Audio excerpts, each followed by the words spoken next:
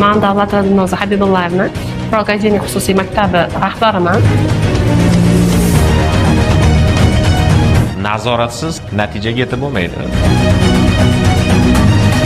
Bu maktabga kelishimdan oldin o'qishga qiziqishim bo'lmagan. Kerak bo'lsa, milliy sertifikat yaqinlashgan payt qo'shimcha darslar tashkil etishadi. Va bu yerga kelib o'qidim. O'zim xohlagan natijaga erishdim.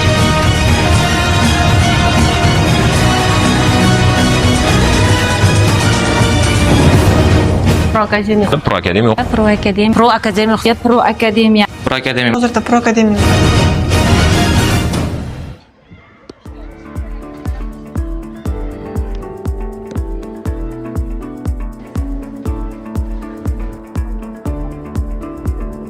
Assalomu alaykum. Men Davlat Dilnoza Habibullayevni Akademik xususiy maktabi rahbariman. Ta'lim sohasidagi faoliyatimni 2000-yildan biologiya fan o'qituvchisi sifatida boshlaganman. Lekin aynan abituriyentlarni oliy ta'lim muassasalariga tayyorlash sohasidagi faoliyatim 2013-yil Marg'ilon Akademik litseydan boshlangan. Marg'ilon Akademik litseyi men uchun juda ham katta hayot va tajriba maktabi bo'lgan. Aynan shu joyda o'quvchilarni oliy ta'lim muassasalariga o'qishga kiritish yo'nalishi bo'yicha ish olib borganman va shu vaqtda o'quvchilarni ham chiroyli ko'rsatkichlarga olib chiqish uchun kimyo ustozimiz Anvarjon ustoz bilan hamkorlik boshlaganmiz va aynan shu yili birgalikda o'qitgan o'quvchilarimiz o'qishga kirish ko'rsatkichi 100% tashkil qilgan va ularning aksariyati aynan tibbiyot yo'nalishi bo'lgan.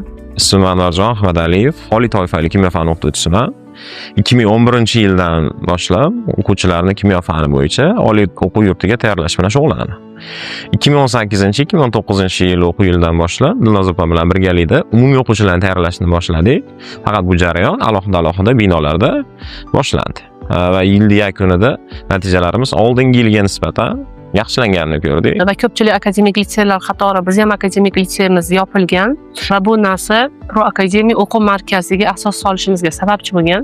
Pro Akademik xususiy maktabi sifatida 2020-yildan boshlab faoliyat ko'rsatganmiz. Bu yillar davomida o'quvchilarimizdagi natijalar yana ham yaxshilanib borgan, ko'rsatkichlar ko'tarilib borgan, o'quvchilarimiz soni ortib borgan, bizni ukalariga, singillariga, tanishlariga tavsiya qiladigan o'quvchilarimiz ortib borgan va shuni natijasida 2024-yilda Pro Akademik xususiy maktabiga asos solishimizga sababchi bo'lgan. O'quv markazida faoliyat boshlanishida asosiy urg'u tibbiyot oliy o'quv yurtlariga o'qishga kiritishga qaratildi. Keyinchalik jamoa kengayib, hozirda ingliz tili, matematika, ona tili, tarix fanlari ham chuqurlashtirib o'rgatiladi. O'zini kasbini, o'zini fanini ustalari bilan faoliyat davom etib kelyapti. O'quv markazida darslar qanday tashkil qilinadi? Har bir darsda qismlarga bo'lib olinadi.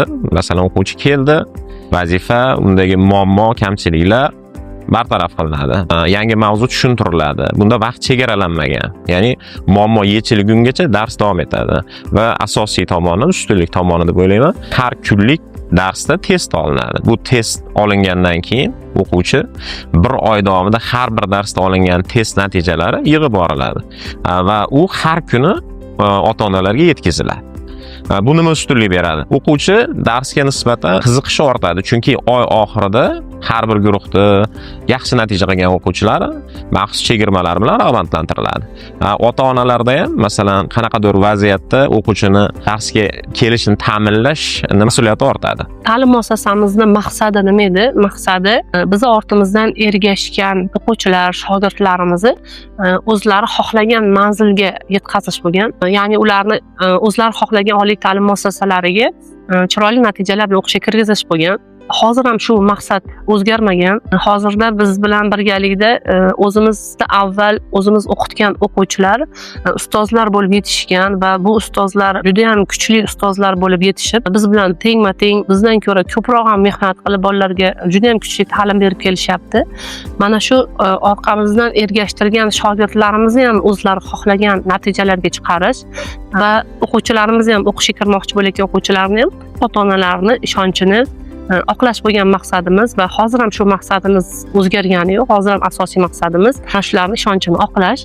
Menimcha maqsadga yetyapmiz deb hisoblayman. Sababi bizga ergashgan shogird ustozlarimiz, o'qituvchilarimiz juda ham professional, bilimli, salohiyatli ustozlar bo'lib yetishdi. Ko'plab o'quvchilarimiz o'zimiz davlatdagi nufuzli tibbiyot muassasalari talabalari bo'lishdi va hozir ham o'qib kelishyapti. Nafaqat o'zimizning mamlakatimizdagi, balki xalqaro grantlarni ham sohib bo'lishyapti va ko'plab ta'lim va tibbiyot sohasida faoliyat ko'rsatib kelishyapti. Fikrimcha, o'qituvchini asosiy vazifasi fan bo'yicha, mavzu bo'yicha o'zi bilgan ma'lumotlarni shunchaki yozdirish emas, fanni, mavzuni mohiyatini tushuntirish. Ishonib ayta olamanki, jamoamizdagi barcha o'qituvchi o'z fanini, mohiyatini o'quvchiga yetkazib bera oladigan o'qituvchilar. Shunaqa jamoa yig'ilgan. Balki shu sababdir, yildan yilga natijalarimiz yaxshilanyapti, o'quvchilar soni yildan yilga ortib boryapti. Nazoratsiz natijaga yetib bo'lmaydi. O'quvchini nazoratini faqat ustoz emas, ota-onalar ham yordami bilan qilish bu jarayonni tezlashtiradi yoki yaxshilaydi. Bizda har kunlik test natijalari kerak bo'lsa o'quvchi uyiga yetib borgunga qadar ota-onalarga yetkaziladi. Ota-onalar o'quvchini holatidan, farzandini holatidan kunda boxabar bo'ladi. Bu nazoratni yaxshilaydi, o'quvchiga mas'uliyat yuklaydi. Men Abdoliyev Lazizbekning onalari bo'laman. O'g'limni bilimlarini yana ham chuqurlashtirish maqsadida farzandimni turli xil maktablarga, ustozlarga, markazlarga olib bordim. Farzandim u yerlarda bir hafta, 10 kun mobaynida bilim oldi va bundan farzandim qoniqmadi. Va oxiriga kelgan manzilimiz Marg'ilon shahridagi Pro akademiyasi bo'ldi. Bu yerda bizni Dilnozaxon kutib oldi. Mana shu joyda farzandimni bilim olishi uchun Dilnozaxonni qo'liga topshirdim. Farzandim bu yerga 10-sinfdan kelgan edi. 1,5 yil deganda farzandim 5 fandan eng yuqori natijalarni qo'lga kiritib, 189 ballni egasi bo'ldi. 5 fandan ham 100% natijalarni qo'lga kiritdi, sertifikatlarni oldi. Men Mirzamatova Damina, Nurmuhammadov Behruzbekning onalari bo'laman. O'g'lim 9-sinfda Pro akademiya xususiy maktabiga keldi. O'g'lim 1 yil o'qib, 9-sinfning yarmida kimyo fanidan A+ sertifikatini qo'lga kiritdi. Bunga sabab Pro akademiyadagi muhit ham deb bilaman, chunki bu yerda bolalarga tarbiyasiga, intizomiga birinchi o'rinda e'tibor berildi. Bolamda umuman telefon ishlatilmadi. Shu telefon ishlatmagani sababi ham deb bilaman. Bolam 9-sinfning o'zida yaxshi natija ko'rsatdi. Bolam bu yil 10-sinf, 10-sinfda 5 ta sertifikatni qo'lga kiritdi. Buning uchun Pro akademiyani barcha ustozlariga oilamiz nomidan, shaxsan o'zim nomimdan o'z minnatdorchiligimni bildiraman. Jo'raboyeva Mehrinsod onalari bo'laman. Pro akademiya xususiy maktabiga qizimni 10-sinfda olib keldim va 11-sinfda qizim 4 ta sertifikatga ega bo'ldilar. 178 ballni qo'lga kiritdi va 5-sertifikatni kutyapmiz. Pro akademiya xususiy maktabida hamma o'qituvchilarga o'z minnatdorchiligimni bildiraman. Sizlarga ham Pro akademiya xususiy maktabini tavsiya qilaman. Oliy o'quv yurtiga tayyorgarlik jarayoni katta sabr, uzoq vaqt talab qiladigan jarayon. Biz bu jarayonda o'quvchilarda qaysidir vaqt davomida qiziqishni kamayishini, qanaqadir kayfiyatda o'zgarishi, shunaqa muammolarga duch keldik va bu uchun tizim ishlab chiqdik. Tizim qanday ishlaydi? Har darsda avvalgi dars bo'yicha 30 talik test topshirig'i o'quvchilar topshirishadi va bu test natijalari bir oy davomida yig'ib boriladi. Va bu natijaga oylik blok test natijasi qo'shilgandan keyin guruhda eng yaxshilari maxsus chegirma bilan rag'batlantiriladi. Bu nima beradi o'quvchiga? Masalan, har safar darsga yaxshi tayyorgarlik ko'rish. Chunki bir oylik darsda qaysidir darsdagi yomon natija umumiy oy yakunida o'quvchining guruhdagi o'rni pasayishiga olib keladi. Shu uchun har darsda o'quvchi o'zini ustida ishlashga majbur qilinadi. Qanaqadir yaxshi ma'noda majbur qilinadi. Va bu ota-onalar ham bundan xabardor bo'lganligi uchun o'quvchi darsdagi qatnashuvi masalan davomatida muammoga duch kelinmaydi. Ismim Mehrinsod. Pro akademiya maktabining 11-sinf o'quvchisiman. Bu yerga dastlab 10-sinfda kelganman. Hozirda Toshkent davlat tibbiyot universitetining davolash ish yo'nalishiga topshirmoqchiman. Keyinchalik onkologiya sohasi bo'yicha ketish niyatim bor. Nima uchun aynan onkologiya? Chunki onkolog doktorlarning yoniga ko'pinchalik saraton kasalligi bilan chalingan bemorlar kelishadi va ularning ayrimlari bu kasallik bo'yicha sog'ayib, aksariyat insonlar umrlarini bir necha yilga uzaytirishadi xolos. Menimcha bu sohada qilinadigan ishlar juda ko'p. Aynan shuning uchun shu yo'nalishni tanladim. Bu maktabda yoqadigan tarafi menga sog'lom raqobat, muhit, bitta hamma yaxshi o'qish uchun harakat qiladi. Kimdir agar tushunmay qoladigan bo'lsa, qanaqadir chegaralangan vaqt ichida emas, darsni cho'zib, bola tushungunigacha o'tiladi. Men o'qishga Toshkent davlat tibbiyot universitetiga topshirmoqchiman. Meditsinada hozirda qiziqayotgan soham travmatologiya yo'nalishi. Bitta so'z bilan aytadigan bo'lsam, haqiqiy o'z kasbini mutaxassislari yig'ilgan maktab. Bizda dars jarayoni qanday tashkillanadi? O'quvchi holatidan kelib chiqib, yoshidan, tayyorgarlik vaqtidan kelib chiqib, dars qismlarga bo'linadi.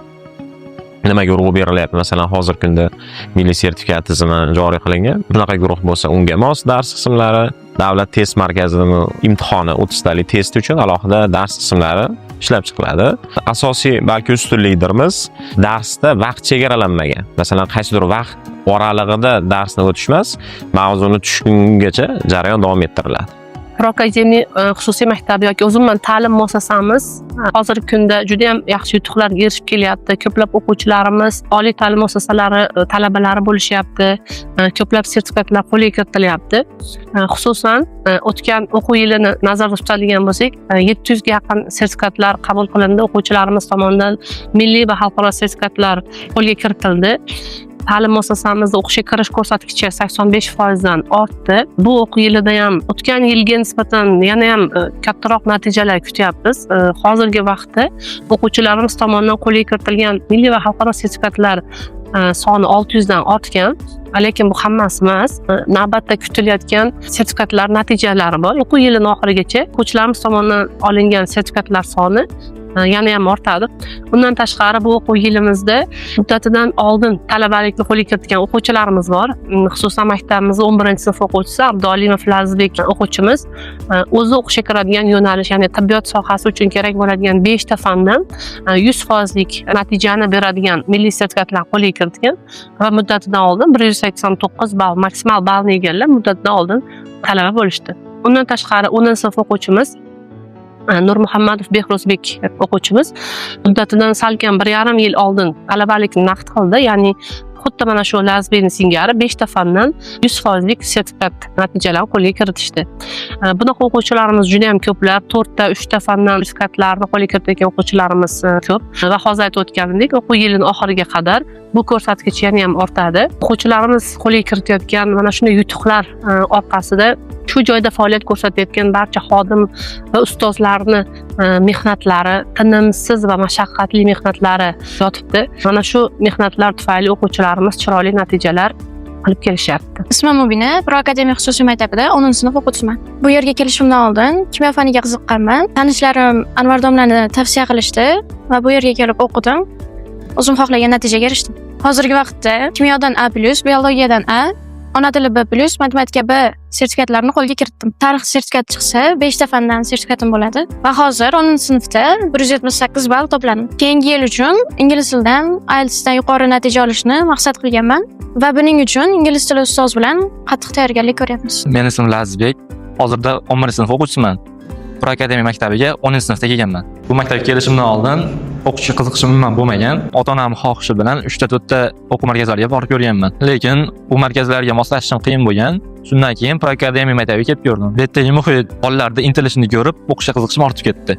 2 yil mobaynida bu maktabda o'qib, kimyodan A, biologiyadan A+, matematikadan C+, tarixdan B, ona tilidan B+ darajada sertifikatlar qo'lga kiritdim. Bu orqali men 189 ballga ega bo'ldim. Bu ball bilan men O'zbekistondagi barcha nufuzli tibbiyot oliygohlariga grant asosida o'qishga kirishim mumkin.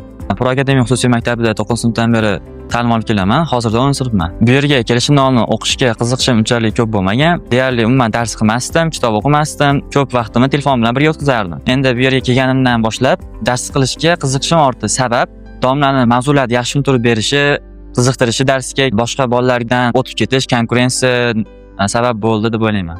Ustozlarimiz qattiq qo'l, kerak bo'lsa, milliy sertifikat yaqinlashgan payt qo'shimcha darslar tashkil etishadi. Har bitta sertifikat testlarni ko'rib chiqamiz, ishlab chiqamiz, tushunmaganimizni tushuntirib berishadi.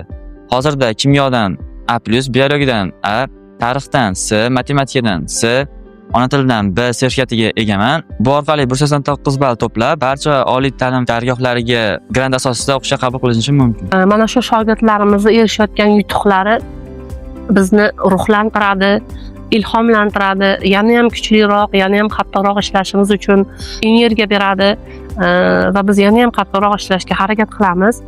Ishonamizki, biz o'qitgan o'quvchilar kelajakda O'zbekiston tibbiyotiga salmoqli hissa qo'sha oladigan salohiyatli kadrlar bo'lib yetishiga ishonamiz.